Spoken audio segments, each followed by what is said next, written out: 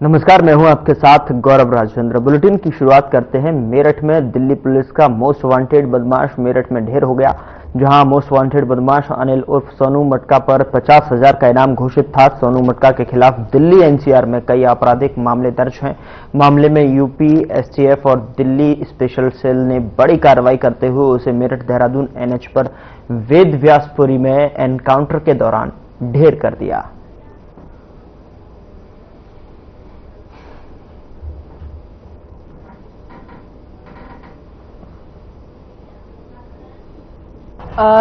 हमें एक सूचना थी एक आरोपी के बारे में।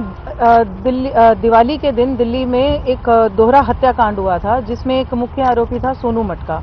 उसके बारे में एक इन्फॉर्मेशन थी जिसको special cell Delhi police follow कर रही थी। उसी के तहत हमने यूपी एसटीएफ के साथ उसको ढूंढने की अपनी मुहिम चलाई और उसी के तहत वो हमें नजर आया और उसके साथ एक पुलिस की मुठभेड़ हुई है। तो ये जो स्पॉट आप देख रहे हैं, यहाँ पे अभी पुलिस की मुठभेड़ हुई है स्पेशल सेल की और उत्तर प्रदेश पुलिस की सोनू मटका के साथ में।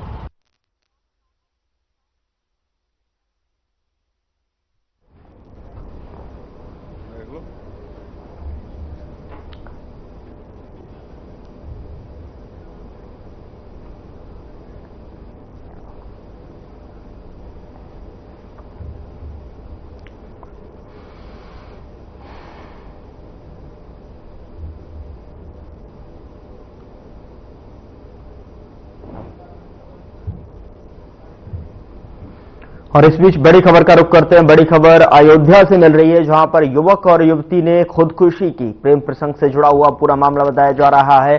सूचना के बाद मौके पर पुलिस पहुंची। रोनाही थाना के पिरखोली गांव का यह पूरा मामला बताया जा रहा है। तो इस वक्त की बड़ी खबर,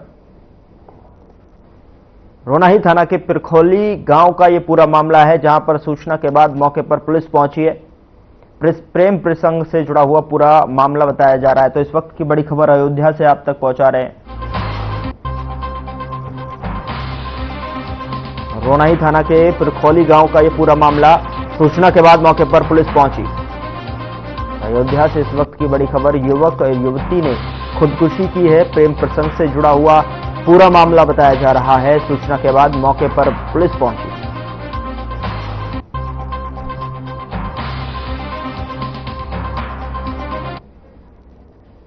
उधर सहारनपुर क्षेत्र में ओवरलोड खनन में से भरे ट्रैक्टर ट्रॉली डंपर से भरे वाहन लोगों की जान का दुश्मन बन रहे हैं। लगातार जनपद में दिन रात ओवरलोड वाहन सड़कों पर और भीड़भाड़ और नो एंट्री में दौड़ रहे हैं, जिसकी वजह से लगातार घटनाएं सामने आ रही हैं। वहीं ताजा मामला सहारनपुर के नक्कुड़ क्षेत्र के टावर गांव में सरदारों के डेरे के पास से अवैध तरीके से खनन से भरी ट्रैक्टर ट्रॉलियां निकल रही थीं, जिसका विरोध करने पर खनन माफिया के द्वारा महिला को ट्रैक्टर से कुचल दिया, जिससे महिला की दर्दनाक मौत हो गई। परिजनों का आरोप है कि खनन करने वाले लगातार अवैध तरीके से खनन कर रहे हैं और इसमें कहीं ना कहीं प्रशासन की भी मिलीभगत है।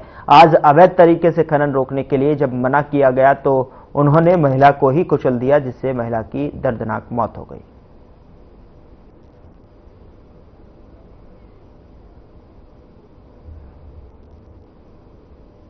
सूचना प्राप्त हुई कि टावर मंदौर रोड पर एक अज्ञात ट्रैक्टर ट्रॉली जिसमें कि रेत भरी हुई थी, उसकी टक्कर से एक करीब 55 वर्षीय महिला की मृत्यु हो जाती है। इस सूचना पर थाना नकुड़ पुलिस की टीम मौके पर पहुंचती है एवं शव को कब्जे में लेकर पोस्टमार्टम के लिए भेजा जाता है। इसमें जानकारी करने पर पता चला कि महिला का घर रास्ते में था और कच्चे रास्ते पर एक पाइप पड़ा हुआ था। महिला द्वारा अज्ञात ट्रैक्टर ट्रॉली चालक को वहां से ट्रैक्टर ले जाने से मना किया गया, परंतु ट्रैक्टर ट्रॉली चालक द्वारा लापरवाही पूर्वक वहां से तेजी से ट्रैक्टर निकाला गया, जिसकी टक्कर से महिला की मौके पर ही मृत्यु हो गई।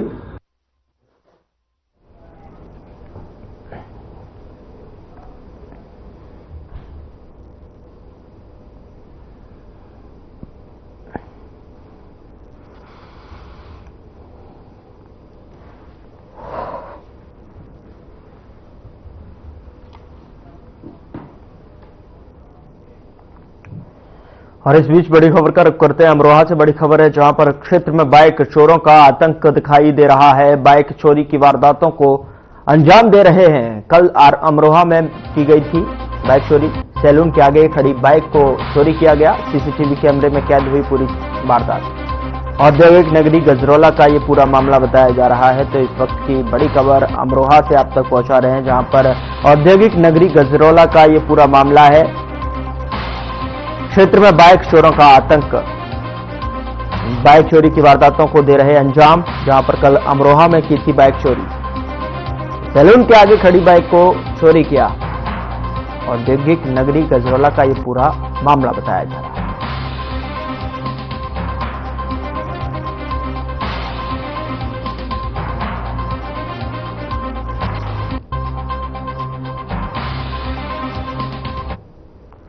क्षेत्र में बाइक चोरों का आतंक किस कदर बढ़ता जा रहा है, वो इन तस्वीरों से आप इसका अंदाजा लगा सकते हैं। कोई खौफ चोरों के अंदर दिखाई नहीं दे रहा। खुलेआम जो है चोरी की वारदातों को अंजाम देते हुए दिखाई दे रहे हैं। देखिए किस तरीके से जो है पास लगे सीसीटीवी कैमरे में ये फुटेज कैद हुई है। किस तरीके से जो है एक व्यक्ति आता है और वहां खड़ी हुई बाइक को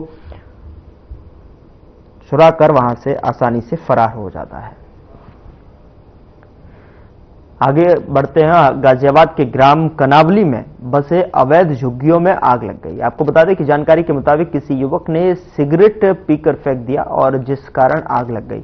आग लगने के कारण आसपास में रह रहे झुग्गियों के लोगों ने जान बचाई और वहीं झुग्गियों में रह रहे लोग रोते बिलखते अपना सामान झुग्गियों से बाहर निकालते दिखे। हादसे में कई सिलेंडर फट गए, जिससे बचने के लिए लोग अपनी जान बचाकर इधर उधर भागते दिखे। लोगों का जो है काफी सामान जो है जलकर खाक हो गया और लोगों को जो है आग पर काबू पाने के लिए काफी मशक्कत भी करनी पड़ी। वहीं मौके पर पहुंचे पुलिस के आला अधिकारी ने तेज अग्निशमन विभाग को मामले की सूचना दी, जिसके बाद आग पर काबू पाया गया।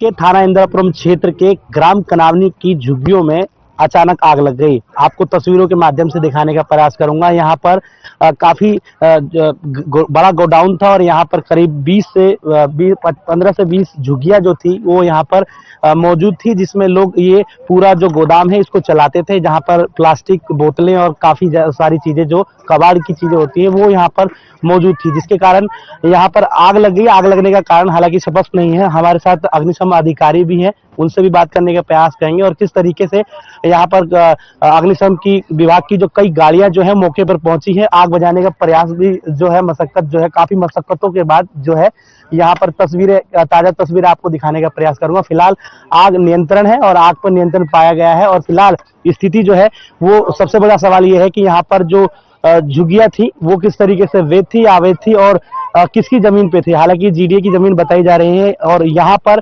पूरे जो गोदाम था उसमें आग लग चुकी है। हालांकि 3 जानवर जो है बकरी वो भी झुलसे हुए हैं और ये ताजा तस्वीरें आपको दिखा रहा हूँ कि जमीनी स्तर से मौके पर आला अधिकारी पहुंचे हैं अग्निशमन के। बात करेंगे सर किस तरीके से यहाँ आगजनी हुई और यहाँ पर कितनी गाड़ियां जो हैं वो काफी मशक्कत के बाद आग पर काबू पा रही है। आज सुबह लगभग 12 बजे सूचना फायर स्टेशन वैशाली में प्राप्त हुई थी। कनावनी स्थित झुग्गी झोपड़ियों में और कबाड़ के गोदामों में आग लगी हुई है। तत्काल हमारी 3 गाड़ियां वैशाली से, 1 गाड़ी साहिवाबाद से और 2 गाड़ियां कोतवाली फायर स्टेशन के घटनास्थल पर आई। यहाँ के देखा तो कबाड़ के गोडाउन और आसपास जो झुग्गी झोपड़ियां थी उनमें आग लगी हुई थी। जो आसपास जो लोग थे उनको सभी को एक साइड हटाते हुए ये काम किया गया है। प्रथम दृष्टया ये सूचना मिल रही है कि यहाँ कुछ बच्चे खेल रहे थे और आग से उसी के कारण छोटी आग शुरुआत हुई और वो फैल के बड़ी आग बन गई। जी फिलहाल आग पर काबू पा लिया गया। लगभग कितनी अग्निशमन की विभाग की गाड़ियां जो हैं वो आई है? 7 गाड़ियां। ताजा तस्वीरें मैं दिखाने का प्रयास कर रहा हूं। फिलहाल आग को पूरी तरीके से बुझा लिया गया है। फायर ब्रिगेड की कई गाड़ियों ने इस पर काबू पाया है। अब देखने वाली बात होगी कि किस तरीके से झुग्गी में यहाँ पर लोग रह रहे थे और ये किसकी जमीनें थी और किस पर ये लोग अवैध तरीके से रह रहे थे। गाजियाबाद से अजीत रावत की रिपोर्ट, FM न्यूज। इस वक्त मैं मौजूद हूं गाजियाबाद के ग्राम कनावनी में और ये आप देख सकते हैं मेरे पीछे की तस्वीर है। यहाँ पर कई झुग्गियों में आग लग गई। हालांकि अग्निशमन विभाग की जो टीम है वो आग बुझाने का प्रयास कर रही है। तस्वीरों में आपको दिखाने का प्रयास करूंगा कि किस तरीके से जो अग्निशमन विभाग के जो कर्मचारी हैं वो आग बुझाने में लगे हुए हैं। हालांकि स्थानीय लोगों ने भी काफी प्रयास करा है कि उधर यूपी के बिजनौर में फिल्म अभिनेता मुश्ताक खान का अपहरण मामले में पुलिस को एक बड़ी कामयाबी मिली है। आपको बता दें कि एसपी बिजनौर अभिषेक ने खुलासा किया है कि पुलिस ने 4 आरोपी गिरफ्तार किए हैं, वहीं 6 लोग फरार बताए जा रहे हैं। उनकी तलाश में भी पुलिस जुटी हुई है। वहीं पुलिस ने आरोपियों के पास से 1,40,000 की नकदी भी बरामद की है और इस मामले में मुख्य आरोपी लवी अग्रवाल अभी भी पुलिस की पहुंच से बाहर है। वहीं जबकि दूसरा आरोपी सार्थक चौधरी को पुलिस ने गिरफ्तार कर लिया है, जिस पर कई संगीन मुकदमे भी दर्ज हैं, जिसमें हत्या के मुकदमे भी शामिल हैं।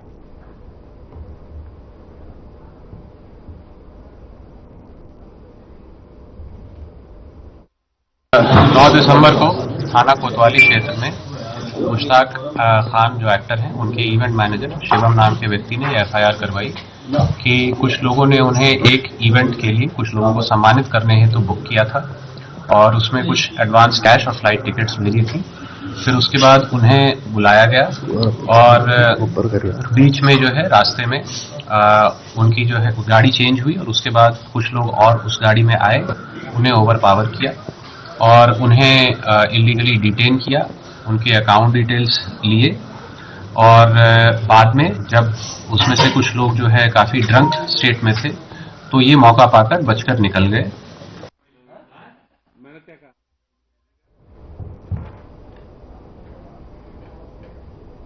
कौशाम्बी जिले के पाइंसा थाना क्षेत्र के उदहिन गांव के पास में एक कार में अचानक आग लग गई। कार में सवार 3 लोगों ने गाड़ी से कूदकर अपनी जान बचाई। सूचना पर पहुंची फायर ब्रिगेड की टीम ने आग पर काबू पाया, लेकिन तब तक गाड़ी पूरी तरह से जलकर बर्बाद हो चुकी थी। वहां पर मौजूद किसी शख्स ने इसका वीडियो बनाकर सोशल मीडिया पर वायरल कर दिया। बताया जा रहा है कि गाड़ी सवार लोग प्रयागराज के रहने वाले थे और धाता शादी समारोह में शामिल होने जा रहे थे।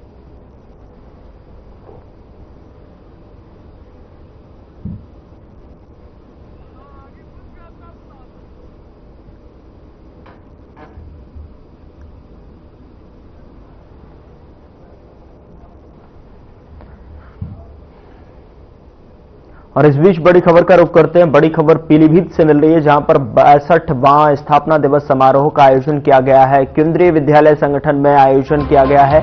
वहीं भव्य तरीके से आयोजित कार्यक्रम हो रहा है। वहां पर एडीएम न्यायिक ने दीप जलाकर शुरुआत की है कार्यक्रम की। पीएम श्री केंद्रीय विद्यालय के प्रांगण में ये आयोजन रखा गया है। पीलीभीत से इस वक्त की बड़ी और अहम जानकारी आप तक पहुंचा रहे हैं, जहां पर 62वां स्थापना दिवस समारोह का आयोजन किया गया। केंद्रीय विद्यालय संगठन में ये आयोजन हुआ है, भव्य तरीके से आयोजन कार्यक्रम। एडीएम न्यायिक ने जो है दीप जलाकर कार्यक्रम की शुरुआत की।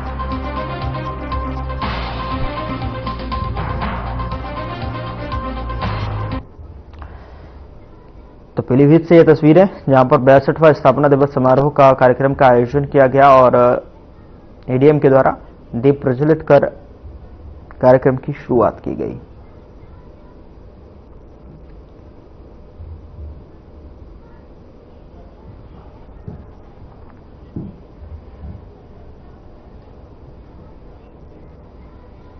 उधर पीलीभीत के थाना जहानाबाद क्षेत्र के मीरपुर गांव में एक विधवा ने दबंग पर उसके खेत में जो है अवैध रूप से मिट्टी खनन करने का आरोप लगाया। इसके बाद हड़कंप मच गया। गांव की ही रहने वाली गीता देवी का कहना है कि उसके खेत में रात में डोरीलाल मिट्टी खनन कर रहा है, जिससे उसका खेत खराब हो रहा है। विधवा गीता देवी के आरोप के बाद में आनंद फानन में एसडीएम सदर महपाल सिंह मौके पर पहुंचे और जांच शुरू कर दी।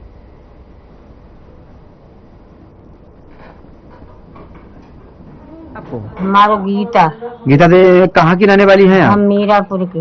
मेरा थाना कौन सा है इनको? जहानाबाद। और जिला कौन सा है? पीलीभीत। तो क्या समस्या है आपकी? मट्टी उठवा रहे, हम मना कर रहे हैं कि खेत हमारो है, मट्टी हम मत उठाओ। और वो मानना है, कह रहे हम हमारो खेत है, हम फर्द है, हमारी कटी हुई, हम फर्द दिखा रहे हैं, तो ना मान रहे हो कि खेत हमारो है। और मट्टी यहाँ उठा के रात में ले जाते और वहाँ जगह लालपुर बनाई है। मिट्टी उठा रहे हैं ये? 43 है। अच्छा, कौन है ये? गुजर। क्या नाम है उनको? डोरी नेता। अच्छा, ये कहाँ के रहने वाले हैं डोरी नेता? ये बीच वाली गौतिया के। खनन करने की सूचना आज मिली है, क्या कार्रवाई की जाएगी? खनन करने की जो सूचना प्राप्त हुई है वो डोरीलाल के खेत से जो है खनन हुआ है और डोरीलाल से वैध प्रपत्रों की पूछा जा रहा है खनन के संबंध में। अगर वैध प्रपत्र नहीं रहेंगे तो खनन से संबंधित जो भी नियम संगत कार्रवाई होगी वो उसके विरुद्ध की जाएगी।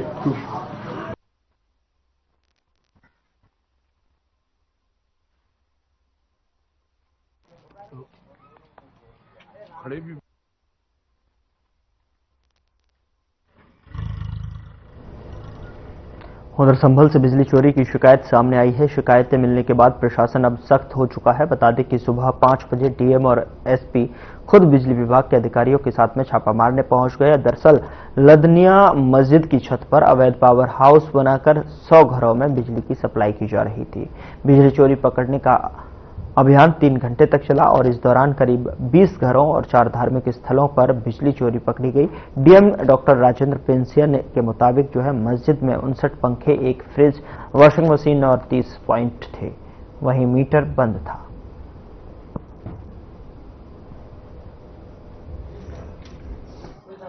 क्या चीज अब तक सामने आई? आज हम पूरी टीम के साथ, मैं और कप्तान साहब और पूरी टीम हमारी ध्वनि विस्तारक यंत्रों की जांच करने आई थी कि कहीं अनावश्यक रूप से शोर तो नहीं होता है क्या रिलीजियस और अदर प्लेसेस के ऊपर। तो इसी क्रम में जब हम नकाशा चौराहे पर आए तो यहाँ पाया कि यहाँ चारों ओर बिजली चोरी हो रही है। तो अभी हम यहाँ पे चेक कर रहे हैं और लगभग 15 से 20 घर और बिजली और रिलीजियस प्लेस जो यहाँ पे हैं वो सारे बिजली चोरी करके पाए गए हैं।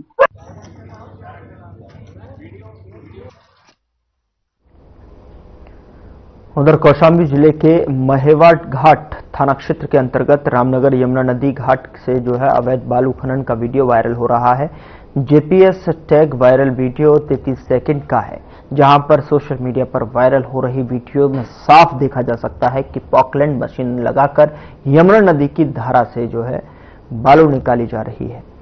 वायरल वीडियो का संज्ञान लेकर खनन अधिकारी अजित कुमार पांडे जांच में जुट गए हैं। हालांकि उन्होंने अवैध खनन की वायरल हो रही वीडियो के बारे में मीडिया के सामने कुछ भी बोलने से इनकार कर दिया।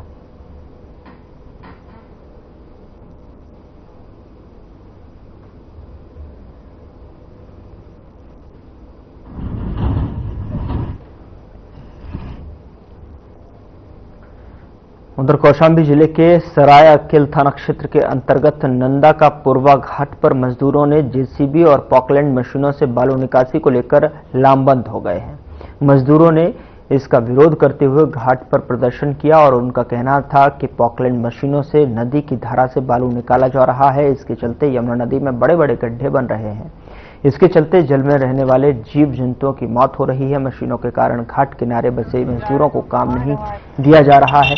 तो वहीं आपको बता दें कि मजदूरों की आवाज उठाते हुए क्षेत्र पंचायत सदस्य मनीष कुमार निषाद ने कहा कि मशीनों से खुदाई से 20 से 30 फीट गहरा गड्ढा हो जाता है। इससे गांव वालों को भारी परेशानी होती है। मशीनों के कारण मजदूर भूखमरी के कगार पर हैं और शासन प्रशासन को इस पर ध्यान देना चाहिए। वहीं पट्टाधारक जगदीश प्रसाद ने कहा कि ये सब बेबुनियाद बातें हैं और सरकार ने मशीनों से खुदाई की छूट दी है। मामले को बढ़ता देख खनन अधिकारी मौके पर पहुंचकर स्थलीय निरीक्षण किया। उनका कहना था कि जितने का पट्टा हुआ है वहीं पर खुदाई हो रही है। बात रही मजदूरों की, तो घाट पर जितना काम है उतने ही मजदूरों को काम दिया जा सकता है।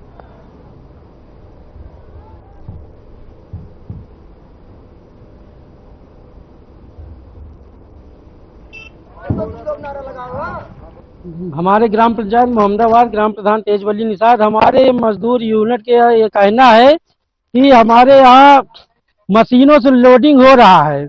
मजदूर लोग हमारे यहाँ 2-3 गांव के हैं, उनको मजदूरी लेबर लोडिंग हो जाए, हमारा समस्या का निस्तारण हो जाए, या तो हमारे नाव चला दिया जाए। लेकिन हमारे नाव और ये लेबर लोग कोई सुनवाई नहीं कर रहे हैं। यहाँ पट्टे धारक अनाप शनाप बहुत ज्यादा गहराई खोद देते हैं। लेकिन मजदूरों का अगर लेबर लोडिंग हो जाए या नाव हमारे चल जाए, सारा समस्या का समाधान हो जाए।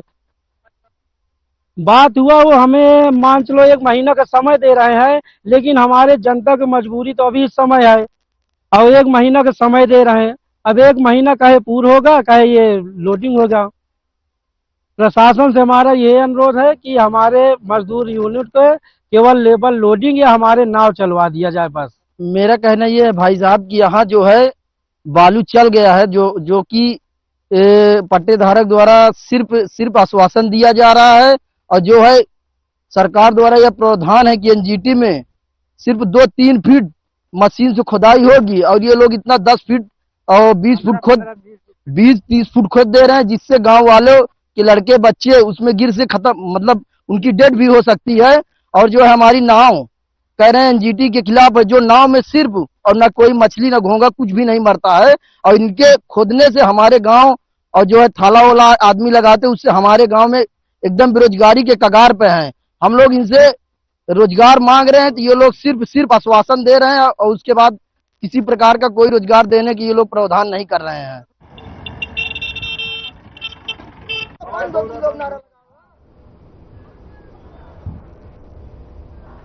उधर सिल्ट सफाई के नाम पर बंद की गई नहरें अभी तक चालू नहीं हो पाई हैं। पीलीभीत की नहरों में पानी न आने से किसानों की फसलें सिंचाई बगैर चौपट हो रही हैं। वहीं किसान ट्यूबवेल और अन्य संसाधनों से फसलों की सिंचाई करने को मजबूर हैं। सिंचाई विभाग के अधिशासी अभियंता का कहना है कि शारदा मेन कैनाल बंद होने के चलते नहरों में पानी नहीं दिया जा सकता।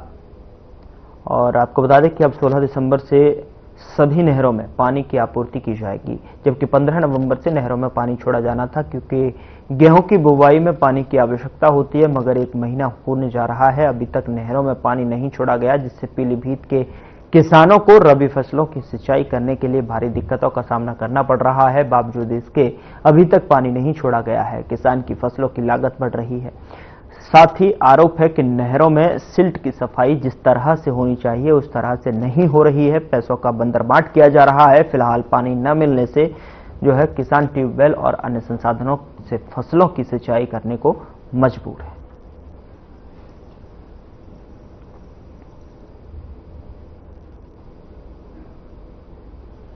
क्या नाम है आपका? लालाराम। लालाराम जी बताएं, सिंचाई को लेकर, नहर को, पानी को लेकर क्या है पूरा मामला? मामला सर जो है ये मान लो खुदाई चल रही है, अभी है पानी नहीं मिल रहा नहर की। कब तक पानी मिलना चाहिए था? अब पानी वाला पानी चाह रहा है, पानी क्यों चाह रहा है? तो ऐसे में फिर कैसे सिंचाई उचाई कर पा रहे हैं आप? सिंचाई का खुदाई उदाई हो गई, ऐसे मोटर वोटर मान लो भराएंगे चलाएंगे मोटर से हो गया। क्या नाम बेटा आपका? अर्पित। बता अर्पित, नहर की पानी को लेकर क्या है पूरा मामला? पानी में लोग बता रहे थे 15 नवंबर को आ जाएगा जी। 15 नवंबर से अभी तक नहर की खुदाई चल रही है, पानी भी नहीं आ रहा है। किसान डीजल लाते हैं फिर पानी ला। क्या नाम है आपका? नरोत्तम। नरोत्तम बताएं, पानी की सिंचाई को लेकर, नहर में पानी आने को लेकर क्या है पूरा मामला? पानी आ ही नहीं रहा। 15 नवंबर को आने था, जो 15 दिसंबर हो चुकी है। फिर किस तरह से खेतों में फसलों की सिंचाई कर रहे हैं? फसलों की सिंचाई क्या अपने ट्यूबवेल वगैरह पंप सेट से सिंचाई करते हैं। तो बता रहा खुदाई उदाई भी, सफाई भी नहीं हुई? सफाई भी नहीं हुई, सिल्ट की बिल्कुल नहीं हो रही है। सरकार से क्या मांग करते? 16 तारीख से सभी नहरें जनपद की संचालित कर दी जाएंगी। 15 नवंबर तक का होता है कि 15 नवंबर में चालू हो जाएंगे, लेकिन अब लेट हो गए, क्या वजह रही है? तो शारदा मेन कैनाल बंद थी, उसी पर हमारी पूरी डिपेंडेंसी। शारदा मेन कैनाल आगामी महाकुंभ मेले के दृष्टिगत वाराणसी कैंट जंक्शन का निरीक्षण करते हुए डीआईजी रेलवे राहुल राज ने आवश्यक दिशा निर्देश दिए हैं। उधर डीआईजी राहुल राज ने जंक्शन के यात्रियों और सुविधाओं, सुरक्षा व्यवस्था पर विशेष ध्यान देने की बात कही है। उन्होंने सभी संबंधित विभागों को निर्देशित किया कि यात्रियों की सुरक्षा के लिए पर्याप्त संख्या में सुरक्षा कर्मियों की तैनाती की जाए और इसके लिए पीएससी के 2 बटालियन को Varanasi cantt junction Banaras railway station के लिए रिजर्व किया जा चुका है। इसके अलावा 180 से जो है पुलिस कर्मियों को मौके पर बुलाया जाएगा। तैयारी करती ही है, और इसके पहले जब भी वो सावन का मामला था, कांवड़िया आते थे, ट्रेन का चलाने का सिस्टम था या इंजन को लेकर के भागने का है। देखिए, एक तो पहले हमारे सिस्टम जो है 4 तरह के सिस्टम है। मेन हमारा क्राउड मैनेजमेंट है, उसके लिए स्पेशल ट्रेन की हम लोगों ने बात की है रेलवे से, और रेलवे स्पेशल ट्रेन चला रहा है, मेला स्पेशल ट्रेन। तो यहाँ पे क्राउड को बहुत ज्यादा हम लोग इकट्ठा नहीं होने देंगे। खबर अमरोहा से है, जहां नगर पालिका परिषद अमरोहा ने ई रिक्शा सेवा की शुरुआत की है। गरीबों को रैन बसेरों तक जो है पहुंचाने के लिए ई रिक्शा पालिका अध्यक्ष व अधिशासी अधिकारी ने ई रिक्शा को हरी झंडी दिखाकर रवाना किया। गरीबों को ठंड से बचने के लिए यह पालिका ने उठाया बड़ा कदम। साथ ही ठंड में सड़कों पर सो रहे लोगों और पालिका की टीम ने मदद की।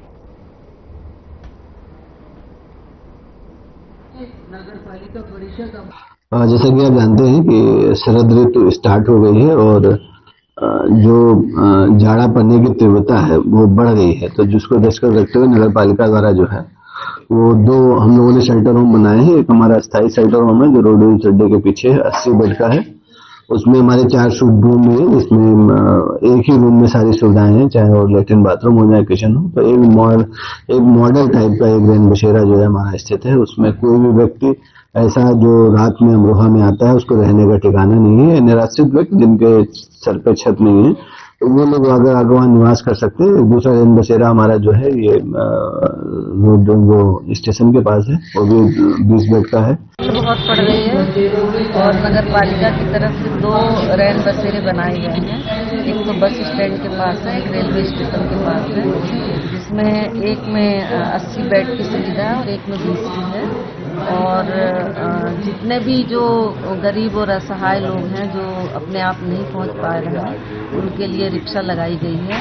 और वहाँ रैन बसेरे में सारी सुविधाएं हैं, बेड हैं, ओढ़ने के बिछाने के कंबल वगैरह हैं और लाइट वगैरह की अच्छी व्यवस्था है।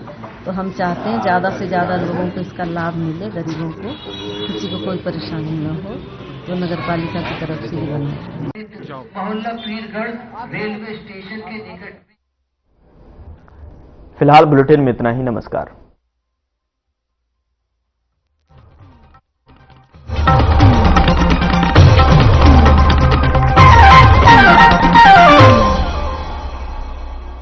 सर, फर्नीचर किस बोर्ड का बनवाएं?